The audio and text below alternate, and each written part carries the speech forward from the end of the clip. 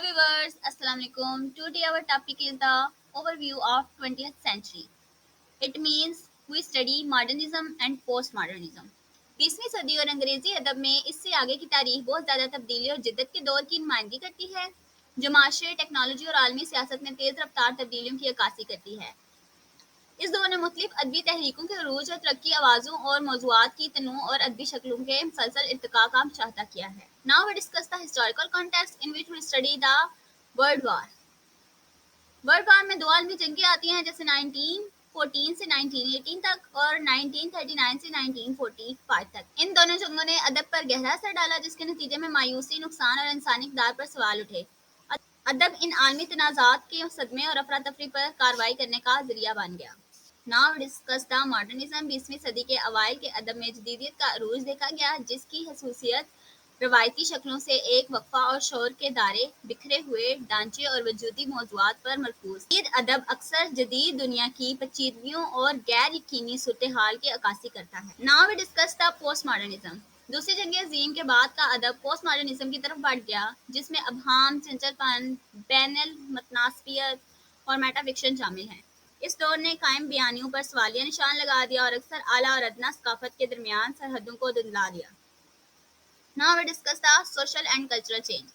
20वीं सदी ने अहम समाजी और सकाफती तब्दीलियों का मुशाहदा किया बशमूल शहरी हकूक की तहरीक, हकूक नस्वां, डी कॉलोनाइजेशन और डिजिटल इनकलाब। अदब तेज़ी से मतनू नुक्ता नज़र की अक्कासी करता है और शनाख्त, नस्ल, जिन्स और आलमी बाहम मरबूत होने के मसाइल को हल करता है। Now we discuss the key characteristics of 20th century literature, in which we study experimentation and innovation. मुसन्निफ़ीन ने रवायती अदबी कन्वेंशनों को चैलेंज करते हुए बयानिया तकनीक, ज़बान और शक्ल के साथ तजुर्बा किया। शोर का दायरा, गैर मुतबिर रावी और गैर हिती कहानियाँ आम हो गई। Now we discuss the diverse voices and themes. अदब में ख़वातीन, अक़लियतों और नौ आबादियाती लोगों के तजुर्बात की अक्कासी करने वाली आवाज़ों को एक वसी रेंज को शामिल करना शुरू कर दिया। बेगांगी, शनाख्त और इंसानी हालत के मौज़ूआत को गहराई में तलाश किया गया। Now we discuss the global perspective. बरतानवी सल्तनत के तहलील और आलमी राब्तों के अरूज ने अंग्रेज़ी अदब को बैनुल अक़वामी तनाज़ुर लाया। नौ आबादियाती अदब का ज़हूर हुआ जिसने साबिक नौ आबादियाती इलाकों और लोगों को आवाज़ दी। Now we discuss the technological influence. Film, television और डिजिटल मीडिया की आमद ने अदबी शक्लों और मौज़ूआत को मुतासर किया। अदब माशरे और फ़र्द पर टेक्नोलॉजी के असरात से मुंसलिक होने लगा। Now we discuss the major literary movements and authors, in which the first movement is modernism, early 20th century, in which we discuss the first author, James Joyce, 1882 to 1941. इनका जो फेमस काम है पोलिसियस है, 1922 में लिखा गया। एक पोर्ट्रेट जो कि एक पोर्ट्रेट ऑफ द आर्टिस्ट बतौर नौजवान 1960 में मुतारफ़ करवाया गया। जॉयस की शोरी तकनीक और जदीद बयानिया ढांचे ने 20वीं सदी के अदब पर गहरा असर डाला। नेक्स्ट आतर आ जाती है वर्जीनिया वुल्फ, 1882 टू 1941। इनका जो फेमस काम है वो मिसेस डेलवे है, 1925 में, एंड द लाइट हाउस है, 1927 में। वुल्फ की शोर की खोज और इसका शहरी नसरी अंदाज जदीदियत पसंद अदब की खसूसियात हैं। नेक्स्ट जो ऑथर आ जाती हैं टी एस इलियट, 1888 से 1965। इनका जो फेमस वर्क है दी वेस्टलैंड, 1922 में, एंड चार शोखियाँ, 1943 में। इलियट का काम अक्सर टूट फूट और मायूसी के मौज़ूआत की अक्कासी करता है, गने इशारे और तराई शक्लों को इस्तेमाल करता है।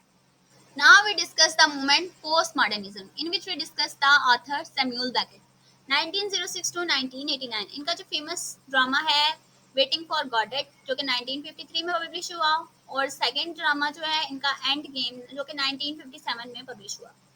बेकेट का मरसा और मज़हक़ा हेज़ नुक्ता नज़र और रवायती बयानिया और थिएटर के कन्वेंशनों को चैलेंज करता है। सेकंड ऑथर आ जाता है थॉमस पेंशन जो कि 1937 के ऑथर हैं। इनका जो फेमस नावल है वो ग्रेविटी रेनबो है जो कि 1973 में पब्लिश हुआ, और जो सेकंड इनका नावल है वो है द क्राइंग ऑफ लॉर्ड 49 जो कि 1966 में पब्लिश हुआ। पेंशन की पेचीदा गनी दास्तानों में अक्सर परूनिया, साजिश और सकाफती तनकीद के अनासर शामिल होते हैं। थर्ड आथर हैं सलमान रुश्दी जो कि 1947 के आथर हैं। इनका जो फेमस नावल है मिडनाइट चिल्ड्रन है जो कि 1981 में पब्लिश हुआ, और सेकंड इनका फेमस नावल है स्टैनिक वर्सेस जो कि 1988 में पब्लिश हुआ। رشتے کا کام پوسٹ ماڈرنزم آبادیاتی موضوعات کے ساتھ جادوئی حقیقت پسندی کو ملاتا ہے، شناخت اور ثقافتی ہائبرڈیٹی کے مسائل کو حل کرتا ہے۔ Now we discuss the contemporary literature, جو کہ 20th سینچری کے آخر میں اور پھر اس کے بعد آنے والا لٹریچر ہے، جس میں ہم ڈسکس کریں گے مارگریٹ ایٹ ووڈ کو، جو کہ 1939 کی رائٹر ہیں۔ ان کا جو فیمس ناول ہے دا ہینڈ میڈ ٹیل ہے، جو کہ 1985 میں پبلش ہوا، اینڈ جو سیکنڈ ناول ہے ان کا اوریکس اینڈ کریپ، جو کہ 2003 میں پبلش ہوا۔ ایٹ ووڈ کا قیاس آرائی پر مبنی افسانہ اکثر صنف طاقت اور ڈسٹوپیا کے موضوعات کو تلاش کرتا ہے۔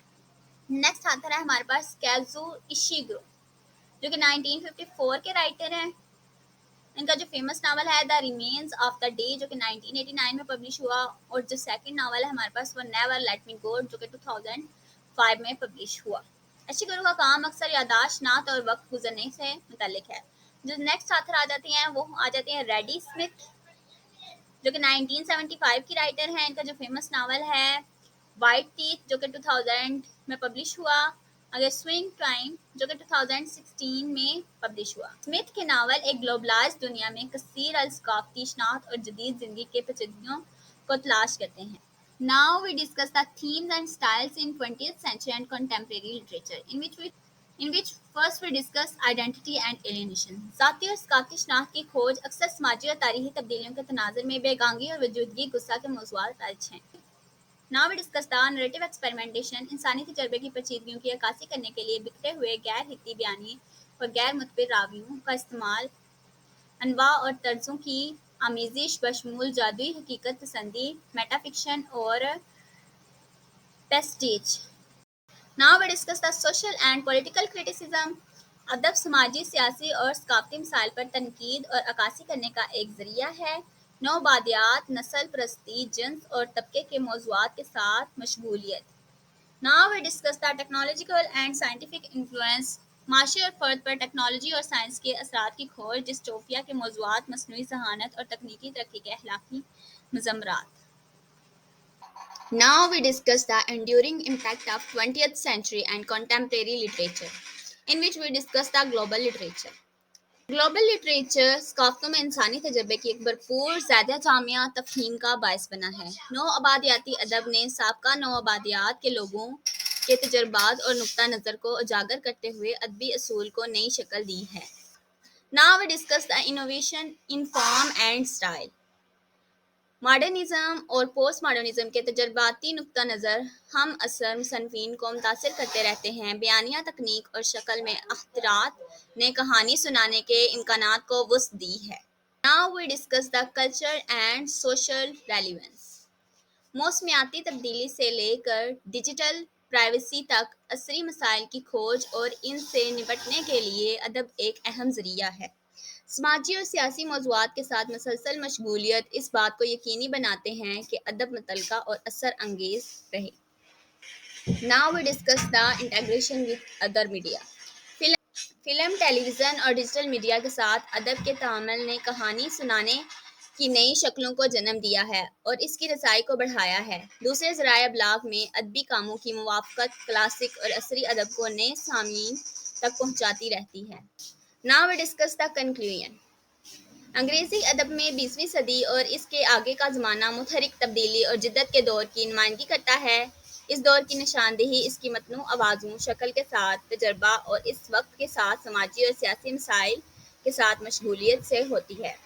اس دور کی ادبی تحریکوں اور مصنفین نے ایک پائیدار میراث چھوڑی ہے، جس نے عصری ادب کے منظرنامے کو تشکیل دیا ہے اور دنیا بھر کے قارئین اور مصنفین کو متاثر کرنا جاری رکھا ہے۔